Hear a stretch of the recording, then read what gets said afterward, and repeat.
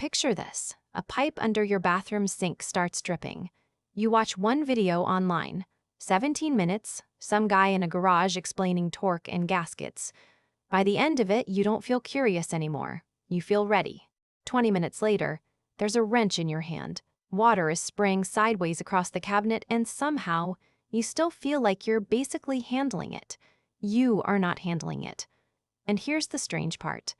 The less you actually understood about plumbing walking into that bathroom, the harder it was to notice, in real time, exactly how badly it was going. You felt some version of this before, and so has everyone you know. The coworker 3 weeks into a new job, already redesigning the whole department. The guy at the dinner party who's read one article and now has opinions about the economy, capital O. Maybe, if you're honest, you. Not because you're careless. Because certainty and competence don't always arrive in the same package.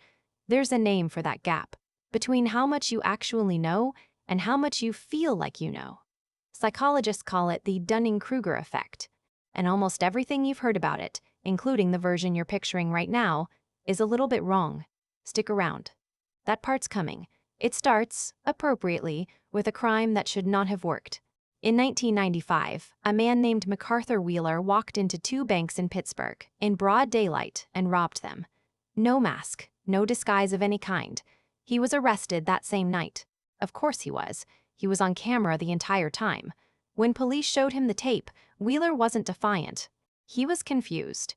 Genuinely, sincerely confused. He'd rubbed lemon juice on his face before he went in. Lemon juice, he explained, is used to make invisible ink. So naturally, he assumed it would make his face invisible to a camera too. A psychologist named David Dunning read about Wheeler in the newspaper and got stuck on one question. What would it actually feel like, from the inside, to be that wrong and have absolutely no idea? So he and a graduate student, Justin Kruger, built a study to test something like it. Not with lemon juice.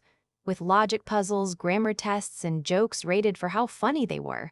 Volunteers took the tests. Then, before seeing their scores, each one made a prediction. Where do you think you land, compared to everyone else in this room? The pattern that came back was almost too clean. People in the bottom quarter, the worst performers in the entire study, guessed they'd landed somewhere around the middle of the pack, or better. On the logic section specifically, people who actually scored in the bottom 12th percentile guessed they'd landed close to the 62nd. They weren't lying. Nobody caught them exaggerating on purpose. They walked out of that room genuinely believing they'd done fine. It shows up everywhere once you know to look for it. The new driver who merges like they've done it for years. The first-time cook who's sure the dish needs no adjusting. The armchair strategist who's certain the coach is the problem. None of them are bad people. They're just standing exactly where Wheeler stood, lemon juice metaphorically still wet on their face. Here's why that's not just arrogance. The skill that lets you solve a grammar problem correctly is close to the same skill that lets you notice you got it wrong. If you don't have much of the first one, you're short on the second one too. You are, in a very literal sense, missing the tool you'd need to see what you're missing. Dunning and Kruger called this a dual burden. Not knowing the material and not having the tool to realize you don't know it, stacked on top of each other. Now flip the study around and look at the people who scored the highest. They made a mistake too, just pointed the other way. One group of top performers landed, on average, around the 86th percentile on the actual test. Genuinely excellent work. But when you asked them to guess their own ranking, they landed the estimate around the 68th percentile. Good, they thought. Not that good. Why would the most capable people in the room sell themselves short? Partly, it's a kind of forgetting. When a task is easy for you, it's hard to remember that it isn't easy for everyone else. You assume other people are seeing what you're seeing, so you round your own performance down to probably about average. Put the two errors side by side and a pattern falls out. The beginner can't see how little they know, because the very judgment they'd need to see it is the thing they're missing. The expert can't fully see how much they know, because they keep assuming everyone else is standing where they are. Same broken ruler pointed in 2 different directions. Picture the difference.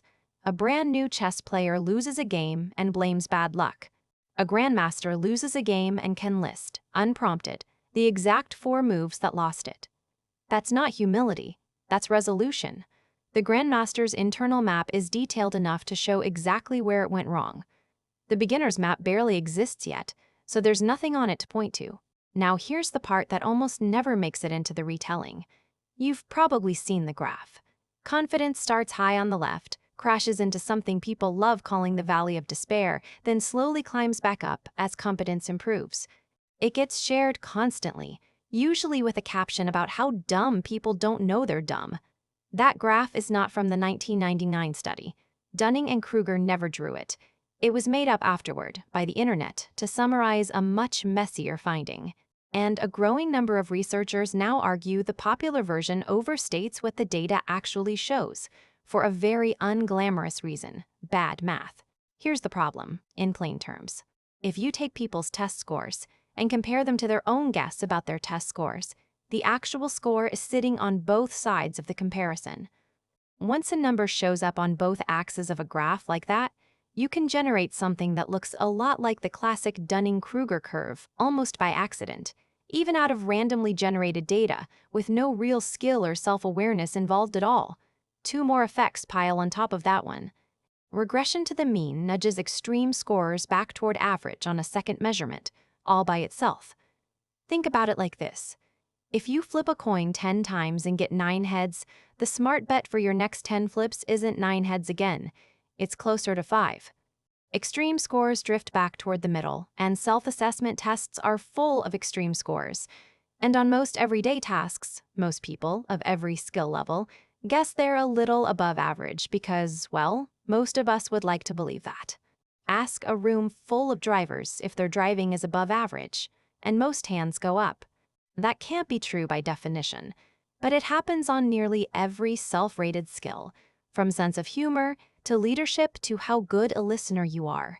Strip all 3 effects out, and some researchers argue the dramatic staircase shape mostly disappears.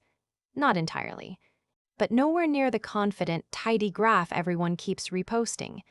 Other researchers, using directly measured competence instead of test scores alone, still find a real gap between confidence and ability. It's just smaller and messier than the viral chart implies. 2 well-known researchers, Gignac and Zajenkowski, put it plainly in their own 2020 paper. The effect is real, but mostly a statistical artifact, not the psychological revelation the internet turned it into. Which means the overconfidence meme is, itself, a small, perfect example of the thing it's making fun of: people feeling very sure about a claim they never actually checked. So what's actually true once you take the meme away? Something quieter, and, honestly, more useful. There really is a gap between how good you are at something and how well you're able to judge it. That part holds up. 3 things are true at once, and it's worth holding all 3. You are probably overestimating something right now, in some corner of your life you haven't examined closely. You are probably also underestimating something else, some skill you're quietly better at than you give yourself credit for. And the tool you'd use to sort out which is the same tool that's causing the confusion in the first place. That's not a comforting thought. It's also not a hopeless one. When you're brand new at something, that gap tends to work against you, hiding your own weak spots from view. As you improve, you're not just getting better at the task, you're getting better at seeing the task accurately, including the parts of it you're still bad at. Think a skill like a map you're slowly filling in. With no map at all, everywhere looks fine, because you genuinely can't see what's missing from the page. The more detailed your map gets, the more you start noticing exactly how much territory is still blank. That's the real reason the most capable people you know tend to sound careful, even hedgy, when they talk about their own field. It isn't fake modesty. They've simply drawn enough of the map to see where its edges are.